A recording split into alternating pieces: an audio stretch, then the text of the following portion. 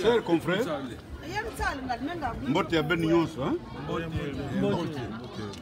nous sommes une diaspora du Congo dans les pays scandinaves. Quel Congo? Le Congo, le Congo de la rive droite. Il y a le Congo, il y a Betro, Brazzaville, diaspora Congo-Brazzaville. Nous sommes ici. Nous sommes partis de la Suède avec des amis qui sont arrivés de France. Et maintenant, nous avons aussi rencontré nos confrères qui habitent Helsinki, la capitale de la Finlande. Voilà pourquoi nous voulons bien demander à ces frères de se lever pour peut-être nous souhaiter les mots qu'ils avaient réservés pour nous. Aussitôt après ceci, nous allons donner la parole à Maman Onounou, qui a conduit la délégation de la France, pour nous donner un peu le mot dita qu'elle a apporté et qu'on puisse regarder ensemble. Et nous le disons bien que nous sommes en assemblée générale de la section Suède. L'assemblée générale a aussi pour objectif de savoir comment faire la mobilisation de tous ceux qui nous sommes. Donc nous sommes ensemble. Nous allons passer la parole à nos confrères finlandais qui sont par ici. S'il vous plaît, sentez-vous à l'aise et venez, dites bonjour au Congo. Hein? Non mais venez. Mais comment tu es là-bas? Tous les.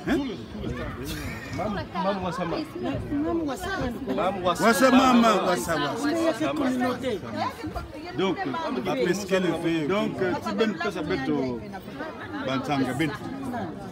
bon, merci beaucoup, le doyen. Nous sommes les Congolais de Brazzaville aussi. Soyez les bienvenus ici en Finlande. Merci pour la diaspora, merci pour votre visite. Nous aussi, on va intégrer la diaspora. N'hésitez pas de nous informer s'il y a quelque chose ou un retrouvaille ou assemblée générale. À partir d'aujourd'hui, nous, les Congolais de Brazzaville, on intègre la diaspora. On sera à votre disposition.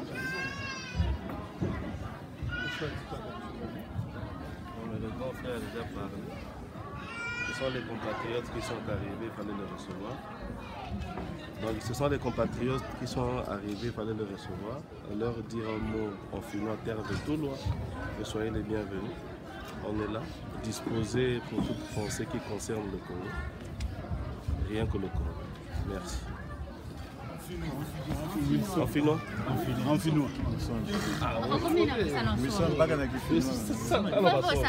Tervetuloa Suomeen, bienvenue Finland. Suomeksi me sanon, että tervetuloa. Se on niin kuin kaikki kongolaiset on tullut meidän maahan, niin kuin Suomeen.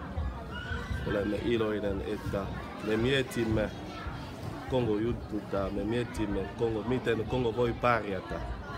Sen takia, että me kiitämme teille, että te olitte tulleet täällä Suomeen ja sitten kiitoksia. Jaana, pitää lisätä jotakin. Seuraavan kerran, kun te tulette, Okay.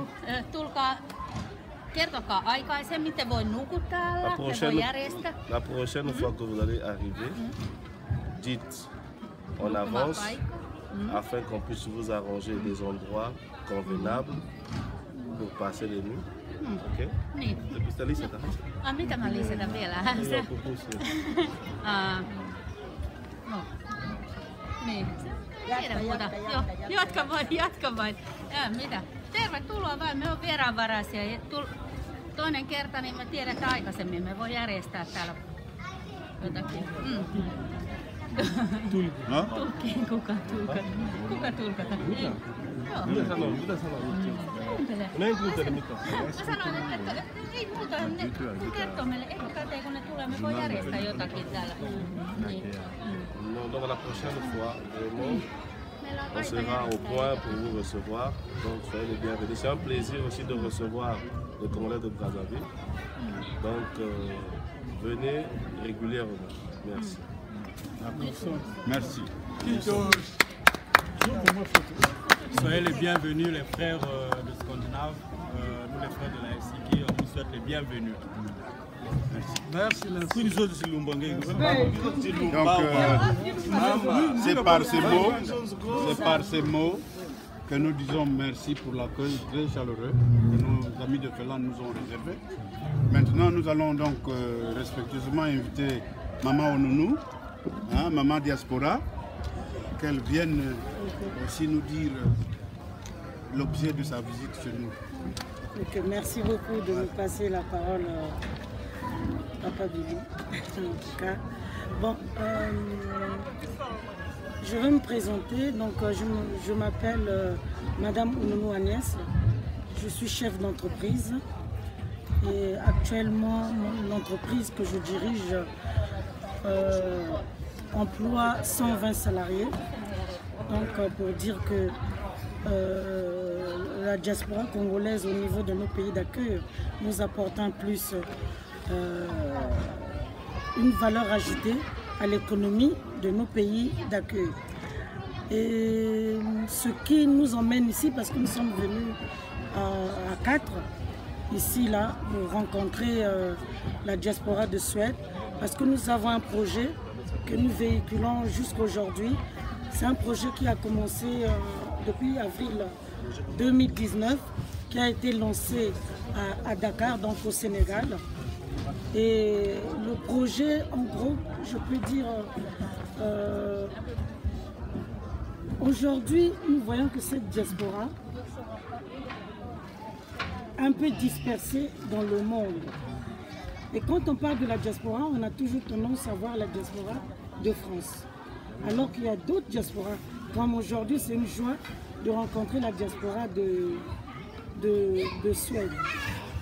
Donc l'idée est venue avec les compatriotes en disant oui, pourquoi ne pas réfléchir à ce que nous puissions mettre en place un organe fédérateur qui va fédérer toutes ces diasporas que je trouve une diaspora plurielle, afin que nous soyons pris en charge d'une façon optimale pour le développement de notre pays et aussi pour l'intégration dans nos pays d'accueil où nous résidons. Donc c'est là où nous avons mis en place ce projet qu'on appelle la caravane des voix de la diaspora congolaise. Et cette caravane a fait tout un long chemin. Donc nous sommes allés au Sénégal, nous avons présenté ce projet. Le Sénégal a bien dit oui pour l'idée, parce que nous trouvons que c'est une idée qui est importante pour nous, où il y a l'unité dedans, il y a la solidarité, il y a le développement, que ce soit le développement économique, social, culturel. Donc ça s'arrête à ces quelques activités que je viens de dire. Et nous sommes allés au Maroc aussi, on les a rencontrés, parce que dans les pays où nous allons, il y a toujours une association communautaire qui regroupe les Congolais de l'étranger. Mais ça ne veut pas dire que les autres associations qui existent dans ces pays-là ne sont pas concernées. Elles sont concernées. Mais nous avons rencontré donc les présidents de ces associations-là. Au Maroc, ils nous ont dit oui, donc c'est une bonne chose. Nous sommes allés en Italie aussi, on les a rencontrés. L'Italie nous a dit aussi oui. Nous sommes allés au Royaume-Uni. On a rencontré quelques compatriotes, des leaders d'opinion ou ceux qui sont actifs au niveau de notre communauté. Donc on a fait au niveau du Royaume-Uni, on a fait Irlande, on a fait Pays-de-Bas, on a fait, comment on appelle, excusez-moi. L'Écosse. Oui, l'Écosse, voilà, et puis l'Angleterre.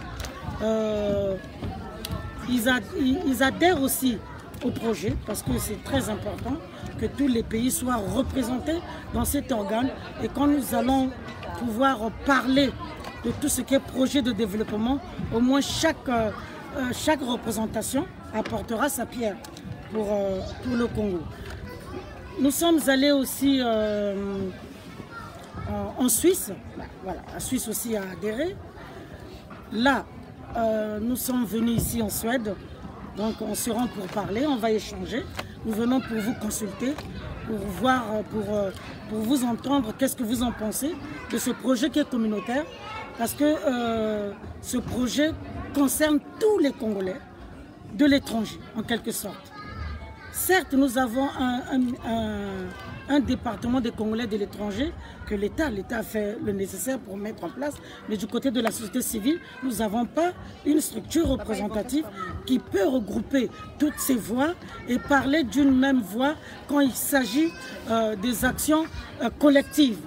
Parce qu'aujourd'hui, le souci de la diaspora, elle n'est pas structurée, elle n'est pas organisée.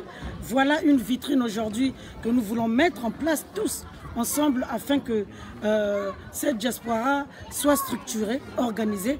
À partir de là, nous pouvons parler des problématiques qui nous concernent dans nos pays d'accueil, ce que nous vivons. Nous allons en parler, nous allons en discuter. Et puis nous avons aussi des projets en direction du Congo. Projet économique ou social ou culturel. L'objectif aussi de ces rencontres-là, puisqu'on vous consulte, mais qu'est-ce qu'il y a après? Ce qu'il y a après, c'est que ce qui est prévu, si tout va bien, on peut changer la date comme on peut maintenir la date. En novembre 2020, tous les pays où nous sommes passés pour consulter, pour dire, écoutez, il est temps aujourd'hui que nous soyons structurés, que nous fédérons tous ensemble, bien que chaque pays est spécifique, chaque pays a sa législation, chaque pays a son cadre de fonctionnement, mais quand on va parler du Congo, c'est une voie commune que nous voulons. Quand la Suède veut faire quelque chose, les autres diasporas du monde sont au courant, ceux qui peuvent apporter leur main forte viennent, parce que là nous serons plus seuls. Nous allons parler de la même voie. Aujourd'hui, s'il y a des mesures incitatives qui seront mises au pays, c'est toute la diaspora qui doit en bénéficier. C'est à nous de véhiculer le message en disant voilà ce qui se fait, quelles sont les mesures incitatives qui sont mises en place, comment nous pouvons en bénéficier. Et c'est à nous aussi de réfléchir à un projet commun qui peut faire que cette diaspora soit aussi intéressée par le projet que nous présentons. Quand on regarde bien, les autres diasporas s'organisent autour de l'entraide. C'est très important l'entraide. Il faut penser à un projet commun qui sera porté par la Suède, qui sera porté par la France, qui sera porté par le Sénégal, peu importe les pays où il y a une forte communauté congolaise. S'ils ont un projet, aujourd'hui quelque chose arrive, nous savons à qui s'adresser. Et si nous devons porter nos projets au niveau du Congo, nous savons qui vont représenter cette voie pour pouvoir porter ce que nous avons comme projet. Donc en quelque sorte, je peux dire que les objectifs de cet organe que nous voulons mettre en place, qui n'est pas encore fait, parce que nous allons tous décider, c'est juste un parcours le parcours que fait la caravane, c'est d'aller consulter pour associer tout le monde dans ce projet. Et nous sommes libres d'adhérer ou de ne pas adhérer. Mais je pense que quand on parle de la communauté qui veut s'organiser, je vois mal qu'on puisse dire, si tu es Congolais, de dire « Ah non, moi je ne veux pas ». Puisque tu peux participer d'une façon active, mais tu peux aussi participer d'une façon peut-être sympathisante ou une façon même lointaine, peu importe. Mais le travail que nous allons abattre, puis ça concerne la communauté, ça va profiter à tout le monde. Que tu sois dedans ou que tu ne sois pas dedans, ça va profiter à tout le monde. Donc les objectifs, les 3 objectifs, je serai bref, puisque je n'ai pas présenté ceux qui sont venus avec moi, mais elles vont prendre la parole aussi pour se présenter. Les 3 objectifs, le premier objectif, c'est valoriser déjà le capital humain, économique, social, culturel, dans nos activités que nous faisons, dans nos projets que nous faisons. Peut-être que nous voulons soutenir les enfants au pays, nous pouvons soutenir les jeunes au pays, nous pouvons soutenir nos mamans au pays. Qu'est-ce que nous pouvons faire? Nous pouvons peut-être soutenir l'orphelinat. Nous pouvons aussi avoir un projet concernant un petit dispensaire que la diaspora peut installer au pays, ou carrément nous pouvons aussi apporter notre soutien pour bâtir même une école, mais en ce qui concerne l'enseignement, là on se tourne vers l'État qui peut nous donner un enseignant, par exemple pour le bâtiment que nous avons élevé. Réfléchir qu'est-ce que nous pouvons faire. S'il y a aussi des entrepreneurs, nous soutenons les entrepreneurs au niveau de nos pays d'accueil et au niveau du Congo aussi.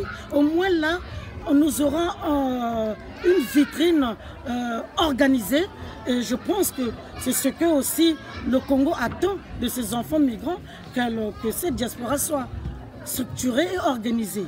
Donc c'est ce que je disais, le premier objectif, c'est de valoriser ce capital-là qui peut être humain, économique, social, culturel. Deuxièmement, nous allons, puisqu'il y a des chancelleries dans nos pays d'accueil, il faudrait que nous travaillions avec ces chancelleries. Pourquoi? Nous avons des papiers administratifs et on peut que s'en procurer dans nos chancelleries. Donc aujourd'hui, nous devons établir un climat qui va permettre que si nous avons un besoin et qu'on se rapproche de nos chancelleries. Donc c'est là où nous devons renforcer la communication avec nos gouvernants. C'est important. Troisièmement, l'amélioration de notre protection au sein de nos pays d'accueil, c'est important. Et la défense de nos intérêts au niveau de nos pays d'accueil et au niveau du Congo. Mais c'est toute une organisation, là je dis les mots, mais c'est mieux de vivre ces mots en action et c'est ce que nous allons construire tous ensemble. Mais en tout cas, merci pour la Suède qui nous a accueillis. Nous avons fait cette croisière, nous sommes arrivés ici en Finlande et je rencontre des frères de Finlande qui sont là, les frères de Norvège. C'est pour dire que tous les pays du Nord sont représentés là. Donc vraiment ça nous évite de faire un tour en Norvège, de venir encore en Finlande parler. Nous voulons que ce que vous avez entendu, vous qui êtes là, qui êtes de Norvège, rapporter ce que nous sommes en train de dire ici. Quel est le projet que la diaspora est en train de réfléchir pour mettre en place? C'est nous allons partir aux assises en 2020, cette soir, autour d'une table avec nos institutions que nous allons inviter, que ce soit les institutions nationales et internationales qui vont nous assister afin qu'on mette en place une structure fédératrice qu'on appelle le Haut Conseil représentatif des Congolais de l'étranger, où tous les pays vont adhérer. Et quand nous allons parler au nom de la diaspora, c'est cette voix qui portera toutes les voix de la diaspora pour pouvoir avancer, pour apporter notre contribution au niveau du Congo et au niveau aussi de nos pays d'accueil. Donc je vous remercie beaucoup. Je passe la parole à Madame Actions qui m'accompagne, qui est en même temps, puisqu'on a mis en place un bureau provisoire qui pilote le projet, c'est provisoire. Tout va se décider au niveau des assises, comment nous allons faire, quelle est la stratégie que nous devons bâtir, qu'est-ce que nous devons faire en commun, comment nous allons fonctionner chacun dans nos pays respectifs et comment nous allons pouvoir faire pour que aujourd'hui cette diaspora ait un visage, un nouveau visage pour moi, qui est économique. Ce visage qui est économique, malheureusement, aujourd'hui on ne sait pas où commencer, comment faire, mais nous avons une possibilité de s'asseoir, de s'écouter, de se découvrir et de mettre en place quelque chose qui va nous apporter une valeur ajoutée, nous-mêmes déjà, la diaspora, et puis une valeur ajoutée pour notre pays d'accueil, comme font toutes les autres diasporas du monde.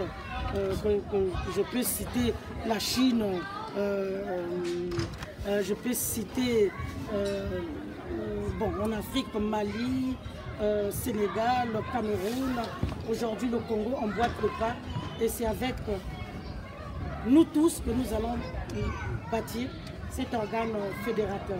Donc merci. Maintenant concernant les financements, on va toujours discuter tous ensemble comment faire pour financer, parce que quand on parle d'une organisation, on doit parler, on doit associer aussi des finances. Donc on aura l'occasion d'en parler de ces finances tous ensemble, mais nous on a déjà commencé avec la caravane de voix de la diaspora congolaise. Et je peux dire aujourd'hui, je vais l'annoncer au niveau de la Suède, que les financements actuellement que nous mettons en place, je pense que derrière ce projet, c'est vous qui êtes derrière, mais moi je suis devant. Et quand vous mettez devant quelque part, vous devrez apporter aussi quelque chose. Oui, aujourd'hui, je peux l'affirmer qu'en tant que chef d'entreprise, qu'est-ce qui m'empêcherait de donner quelque chose à cette communauté qui a fait qu'on puisse aussi me donner ce petit nom qu'on m'appelle Maman Diaspora, parce que je viens de loin et c'est avec vous que j'ai conjugué ce nom, c'est avec vous que j'ai pu m'attribuer ce nom.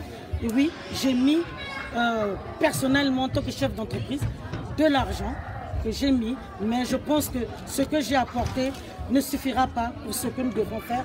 Donc à un moment donné, j'appellerai à la générosité de chacun de nous, tous ceux qui sont autour de ce projet, d'apporter, et puis on trouvera des financements en allant voir les institutions, en allant voir que ce soit les institutions nationales ou internationales, et puis quand on organise sous forme d'association, il y a des subventions. On ira puiser ou on pourra puiser, mais l'objectif, c'est de mettre en place cet organe qui va structurer notre diaspora, que les gens du pays, quand ils vont venir, on veut rencontrer la diaspora, cette diaspora sera représentée, ils auront en face d'eux une structure.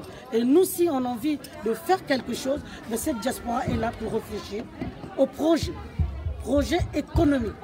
Je parle surtout des projets économiques, comment s'organiser, comment faut-il faire, comment porter nos projets, et que ces projets soient pour le bien-être de nous-mêmes et pour le bien-être des populations qui sont au pays.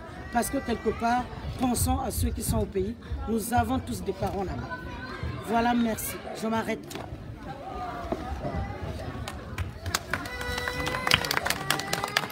Bon, maman, nous venons d'intervenir.